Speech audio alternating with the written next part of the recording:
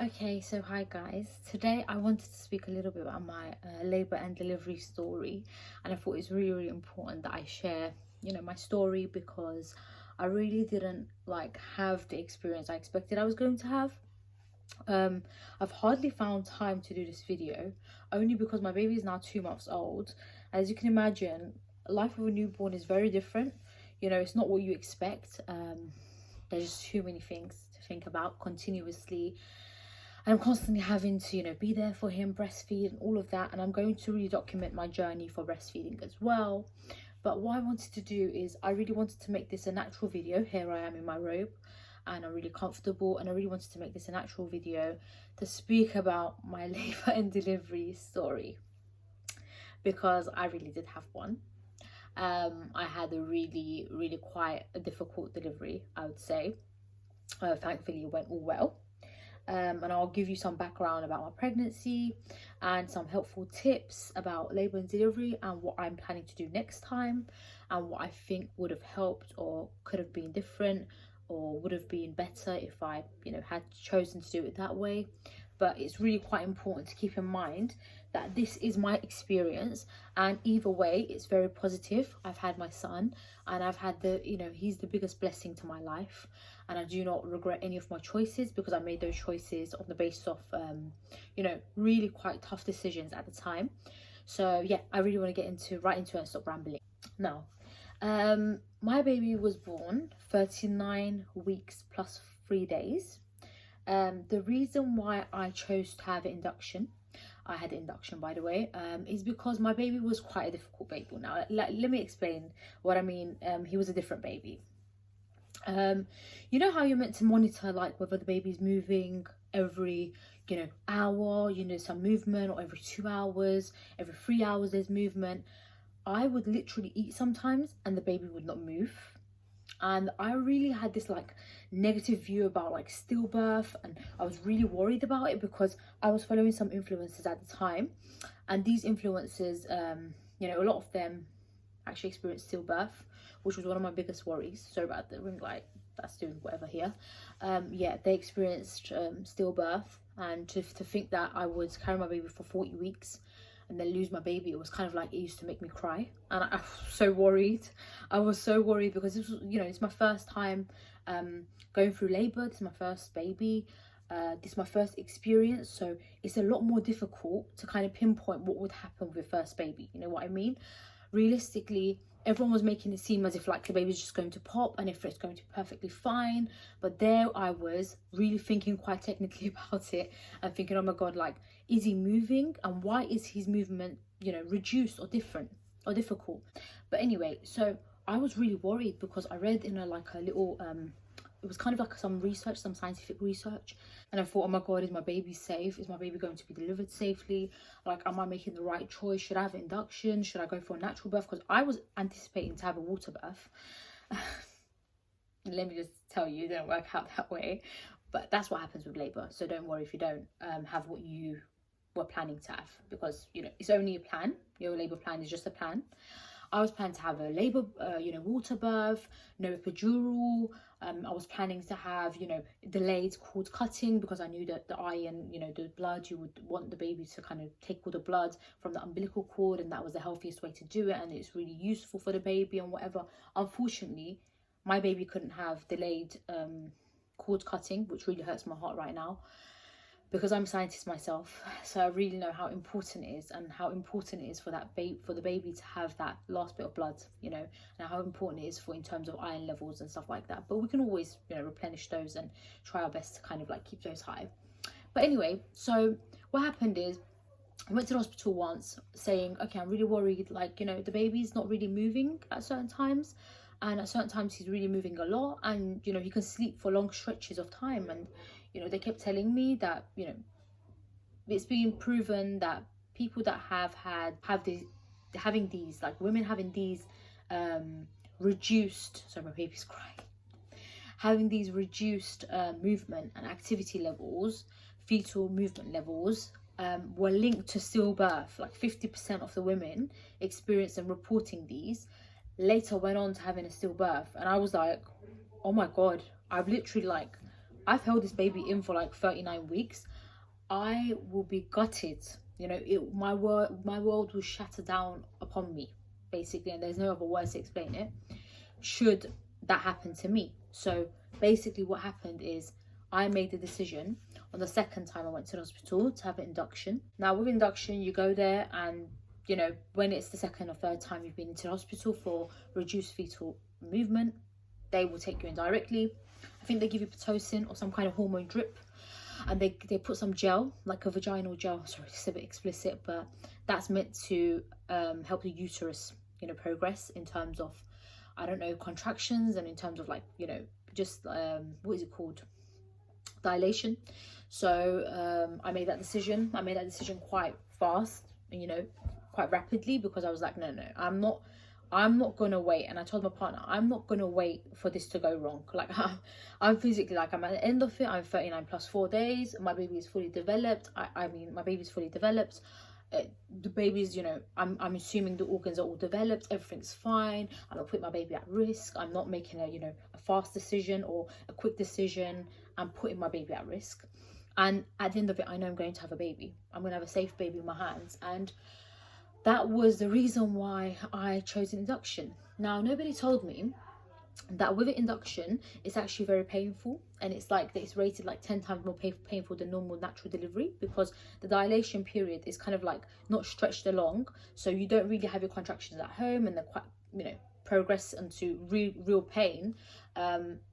You just really, it progresses really quickly. And the nurse and midwife dealing with me, she was like, you know, you need to have a epidural, because you're going to be screaming, and you know, you're going to be screaming, and everyone's going to be like, you're going to scream into the top of your lungs. And this is my first experience, so I'm like, wow, that amount of pain, like, am I really, like, what is my pain threshold like I'm trying to understand, am I going to be able to do it, or am I going to not be able to do it? And I'm like really confused at that point, because I don't know what labor feels like I physically don't know what contraction feels like, because I never had Braxton Hicks. I believe my baby was going to be like 2 weeks delayed. I personally feel my baby wasn't even ready to come out, because the placenta was very high, and when they were trying to break the waters, which I'm going to go into in a bit, it really took a long while. Placenta was very high, and the consultant pediatric you know, not pediatric, sorry, labor delivery consultant, surgeon, she had to break my waters, not the midwife. The midwife couldn't manage it, and it was the most painful experience. What I mean, the most painful thing I've ever had to enjoy in my life, like someone putting their hand up there and just not being able to break the sack, you know, whatever you want to call it. And I was like, oh my freaking god, like, you know, I've had to have two, by that stage, I mean, I was there for like, you know, 5-6 hours, so it was in a different department, so I'm just like jumping around. But you know, a doctor came, and he had to put the gel up there, and he said, it's really painful, do you want gas in it? I said, no, that's fine. And then he said, you know what, like, you've got really high, you know, quite good pain tolerance, because you didn't need gas in air, and you didn't need any kind of you know, any kind of pain relief during this process. So there's me thinking the second person that's going to do that is also going to be quite light-handed.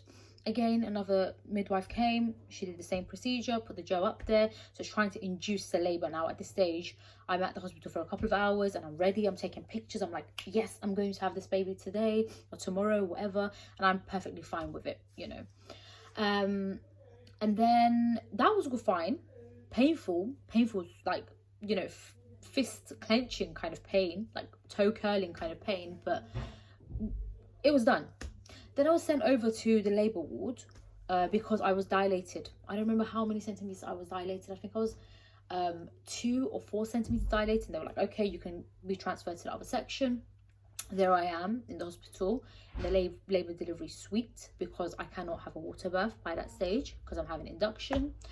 And there I am saying yes to an epidural, because you know, even though the epidural was the scariest moment of my life, because it's, you know, the risks and side effects and all of the things that could happen if things went wrong were crazy scary, like paralysis and all types of, like, you know, disability and whatever. But let's keep it calm, because that surgeon, you know, a real consultant, someone that specialized in that area, needs to perform that. So I'm thinking, okay, everything's fine. By that stage, there was one midwife. She tried to break my waters at one stage, and I'm telling you, I was on gas and air. I remember literally sucking in so much gas, or whatever it was, nitric oxide, or whatever it is in the nitrogen. I remember taking in so much that I was on cloud nine. At one stage, I was seeing like 4 of everything: 4 of my mother, 4 of my partner. I was seeing 4 of the room. I was seeing the room move. I actually thought I was dying. Physically, I thought I was going to hell. I literally reached hell and back. And that's the way I explained it to everyone.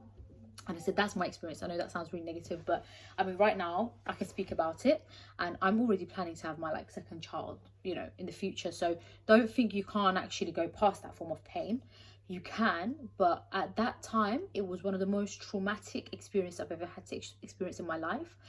And they were so worried. My mother was about to cry, which, you know, provided my mum was given 3 natural births. So that, you know, she hasn't seen that kind of pain herself.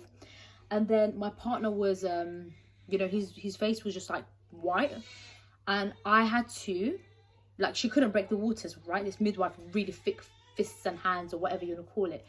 She couldn't manage it, and I was like, bro, like, I'm dying or about to die or whatever. And I remember just breathing like, I remember just being on a different planet, like a different level. I remember, like, I don't know what it was something supernatural I experienced. Like, the pain I felt out of 1 to 10 was 1,000,000. Like, that's the pain I felt, and I can remember that pain quite clearly right now, which is so scary to me. But I, at that point, because I saw my partner and my mother in that state, she couldn't do it. Then the consultant came along, the delivery, you know, consultant surgeon. She was female, really thin, nice arms, and it was quite high, it was quite posterior, so the baby wasn't really low, so the sac wasn't low, shall I say. I don't really know the terminology, but it wasn't low, so they had to really reach quite up there, and you know, the more up there it is, the more painful it is naturally. So I'm just there like, okay, and the doctor was able to do it in seconds, and I was like, okay, why did I experience that pain then? You know, why didn't you do it first? You know, because clearly I experienced so much pain, in my opinion.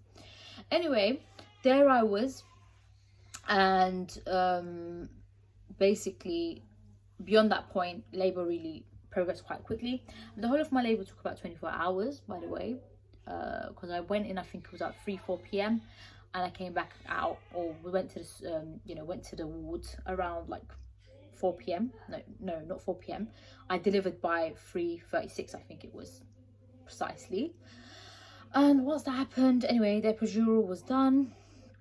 It's just an injection in your back, and you have to be really, really still. Really does cut the edge of the pain, but I'll tell you, I could not lift my legs up, so epidural is not another option for me in the future. I think I was so drained, I was so drained with the whole process at that point, that I accepted that epidural. Looking back at it now, the epidural actually stopped me from being able to push, and I couldn't push the baby out. So what happened is, I was dilated, everything was going well, the baby's heartbeat and everything was perfectly fine. And then I was told to push. So here I am, not having a water birth, not having what I wanted. And I'm on a bed, you know, trying to hold my legs up, but my legs physically won't move. They were swollen like this, like my legs are like this, and they were swollen like this. And I remember like trying to lift my legs up. I'm thinking, oh my God, am I going to say, like, I'm actually losing like feeling and sensation in my legs completely. And I remember telling her to stop the epidural at one point. And I remember when my baby was delivered, I literally didn't have a dose of epidural. Like, I felt half of it. It cut the edge off the pain, but then I felt, you know, like immense heaviness. Like, I couldn't actually get on my legs. She told me to bend and like to lift myself up. I was thinking, how the hell am I meant to do this when I cannot lift my leg up? And I was just so confused. I was thinking, am I doing something wrong here? Because I can't physically do what the midwife's saying. And this was a different midwife, by the way, different team that came. They were really lovely women trying to help me. But, you know, labor isn't the most glamorous of things. But I'm pushing and pushing and pushing. 10 centimeters dilated. I'm pushing with, you know, having lots of doses of epidural at that point. I'm pushing. Their baby's not coming out. The baby's not coming out.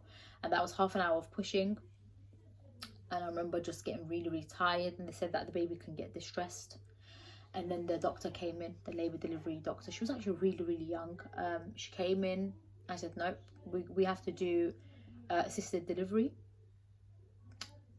And you know, I didn't know anything about assisted delivery because I didn't even bother researching it. That's how sure I was going to have a smooth delivery, because my pregnancy was the smoothest of pregnancies. I was able, literally at 9 months, I would have been able to run like 2-3 miles. Like, that's how comfortable I was with this pregnancy. So I thought to myself, oh my god, all of this is going wrong for me. Like, you know, I can't push, I can't feel my legs, I'm getting really tired, I'm feeling a lot of pain. I experienced a lot of pain. It was quite traumatic. I'm already really stressed. The baby's going to get stressed, the heartbeat can drop. And I just thought to myself, you know what, let this baby come out, let my baby come out, because I was already stressed about the reduced fetal movement. And then on top, all this happened, and I was like, you know, I never knew it was going to be this difficult. Like, I knew it was going to be painful, don't get me wrong, which is fine, but I never knew it was going to be this traumatic. And don't forget, this is my experience, and there's people that literally go into the hospital and give birth like that. Like, you can't really pinpoint it. I think that's the biggest point that we have to make.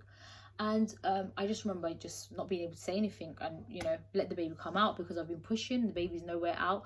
The baby was literally head down, basically, not in breech, basically. And he was in that position since 34 weeks. So he was doing well. Problem is, I don't think he was ready to come out. So what happened is, he was quite high. So I'm pushing and the baby is not coming out. The head is physically not coming out. And they had, you know, they were monitoring the head. They had to put something on his head to kind of monitor his heartbeat better. And they said, we don't want the baby to get stressed. And within minutes, there's 2 midwives dealing with me at that stage in that room. And my mum and my partner. Within minutes, there was about 7 doctors. 7 doctors, all types of equipments. So I had to have an episiotomy. That's the one. I had to have an episiotomy. I had to be cut. They tried to do suction, but the baby's head was swollen a little bit from, I guess, the midwife not being able to break my water, so that, you know, she kind of like hurt him, which is really upsetting for me. It still really upsets me and hurts my heart. But I just need to be thankful about this whole situation. I'm getting quite teary. Like, I just remember all these emotions. Composure. Anyway, so I remember just not having the choice, and you know what, I had to do what was right. It was not a water birth for me, it was not a pain-free birth for me, it was not an epidural comfortable birth for me. It was an episiotomy. Lots of stitches involved, lots of cuts, perineal cut, if you know. They cut in between your basically top and bottom parts, holes. I don't want to go into detail, but anyway, it's not really taboo. I'm talking about birth, so if you really feel offended by this, don't watch this video in the first place.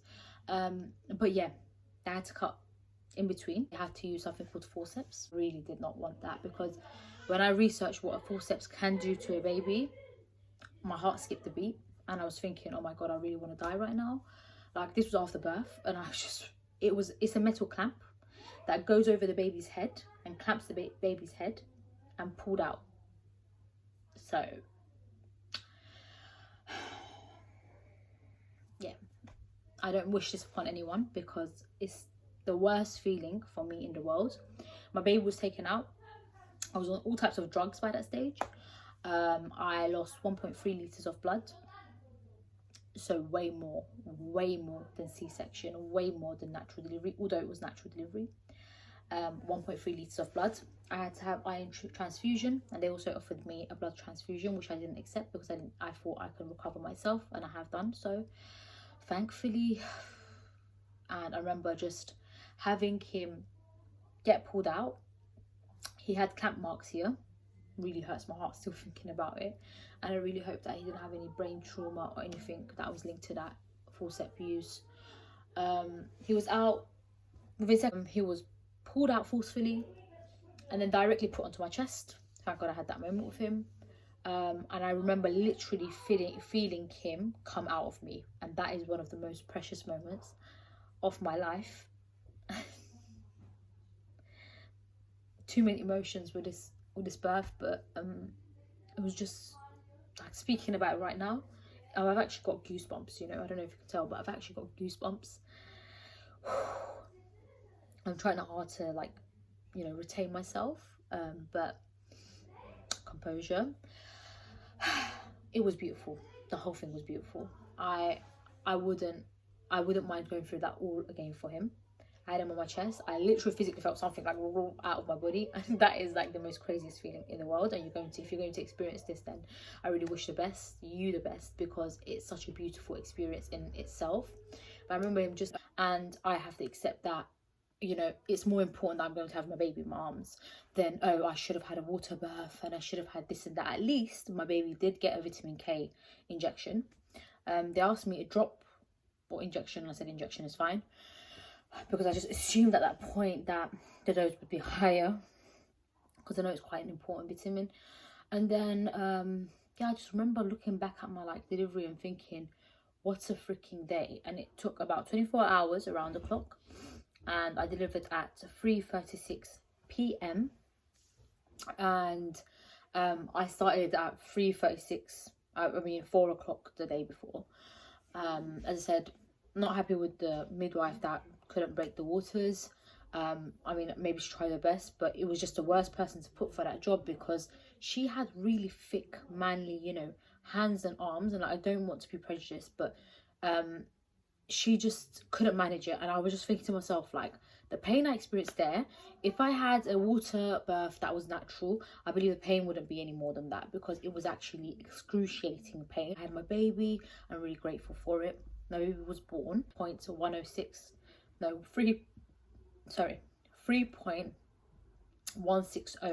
kilograms, so 160 grams, 3 kilograms or 160 grams.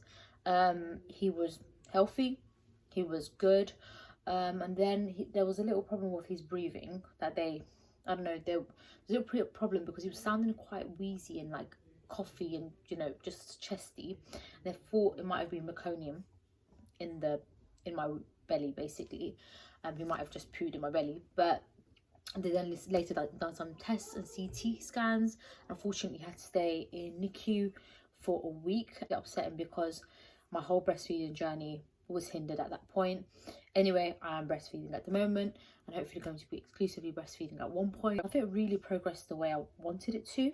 But all I want to say on this is that I think personally I've had the worst experience possible, and my second, you know, child, or third child, hopefully, if I'm able to have that baby, healthily, and that's what's the most important thing at the moment. But because I've experienced the maximum, you know, it couldn't get any worse beyond this. So I kind of know what's expected now. I know what a contraction feels like. I know what labour pains feel like. I know what it feels like to have movements. I know what it feels like to have the water broken. I know what it feels like to have forceps delivery. Literally someone mounting some metal piece into your vagina. I know what that feels like. I know what it feels like to have a baby be pulled out. I know what it feels like to push out. I literally experienced the whole jazz, and, you know, I'm actually really grateful for it, because I feel like my experience, a lot of people can learn from it, because I think there's a lot of people out there like myself that go into birth thinking, okay, it's going to be like a bliss and everything's going to be the way I want and blah blah, but things can take a turn. And ultimately, the most important thing is that your baby's delivered safely, right? It's not that you're going to be bragging about the fact that you had like a half an hour or 2 hours delivery where you just went in and then you went into the water and then it was just like whoop, and the baby just came out. There's nothing to brag about. And I remember the midwife, when I went to the fetal you know, movement reduction, whatever, the midwife there, she literally just in the delivery suite, I remember her saying, the most important thing is, like, you giving birth healthily. You don't get a medal for being a mother like this. You don't get a medal for anything you do with a kid. You know what I mean? You have sleepless nights. You have sleepless nights during your pregnancy, thinking about the baby. Then when the baby's born, you have sleepless nights because the baby won't sleep. And then constantly you have teething, other problems, gas, colic. And it's just like, you know what? Just take every single experience one step at a time. Be grateful for the moment. There are lots of people that cannot experience this feeling, and I would say it's the best feeling in the world. There is no one other feeling that I can ever compare having my own child to. I literally was not living. Like, how was my life even before my baby? Like, I don't remember it.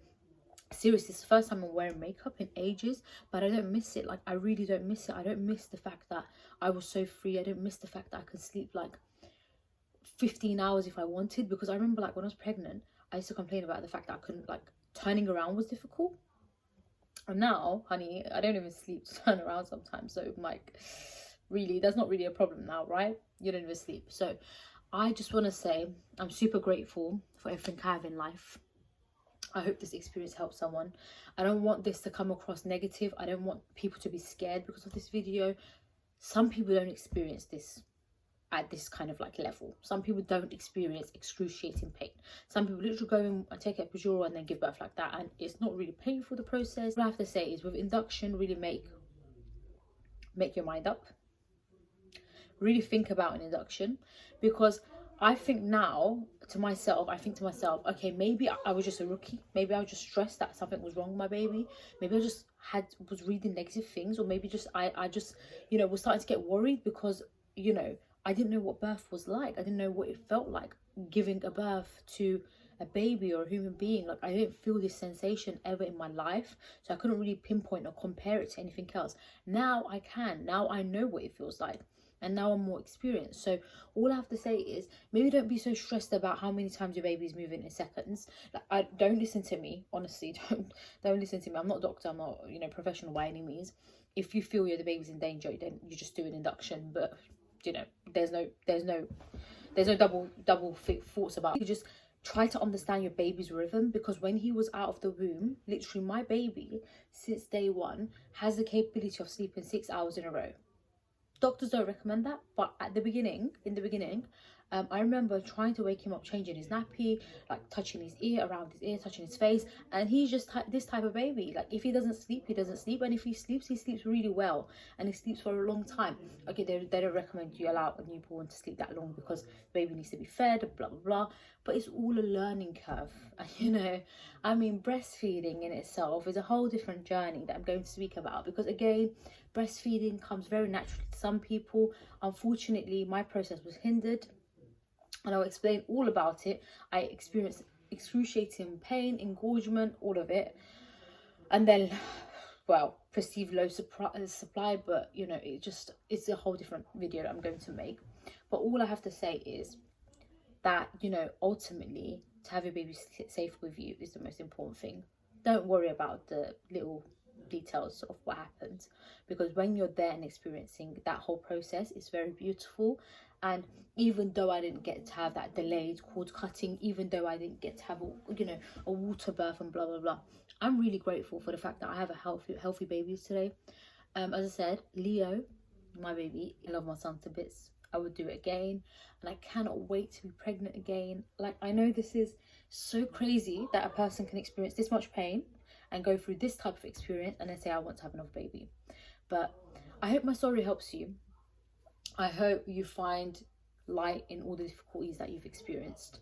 I hope you make all of the right decisions, because as I said, I feel like my baby wasn't ready to come out, and clearly I didn't know much about it, and I maybe overthought the process, and ultimately maybe it would have been a C-section, which is not desirable either.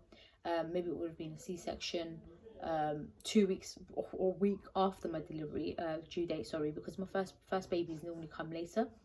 And yeah, there were a lot of factors, but I'm really happy to have had it this way, because, you know, every single situation makes you stronger, and it also makes you much more grateful. So please don't take this experience negatively. I'm by no means trying to make this a negative situation. I'm so grateful. I send you all love and light. Everyone who is pregnant right now, please don't be scared. I went through the details, but this was my experience. Doesn't mean you're going to experience the same thing. Doesn't mean if you had the forceps delivery, you would experience the same thing I had. Doesn't mean your child would be in NICU or any kind of thing like that. My baby, thankfully, nothing was found, and he's totally happy and healthy and growing and thriving and all of that goodness. So I'm really happy myself. I said I really had a healthy pregnancy. I had 0 issues. I was given the option to have a home birth, a water birth, so imagine how that took a turn. But ultimately my baby's safe right now, and he's with me. I know there's lots of people that are trying and that would love to experience any form of delivery, and I hope that everyone who has had some form of hardship sees this as in, like, we're all in the same boat, because we really are. And yeah, I want to stop talking now. I love you all. I'm sending you all so much love, and please don't forget to ask me any questions you might have down below, and hope to see you in the next video.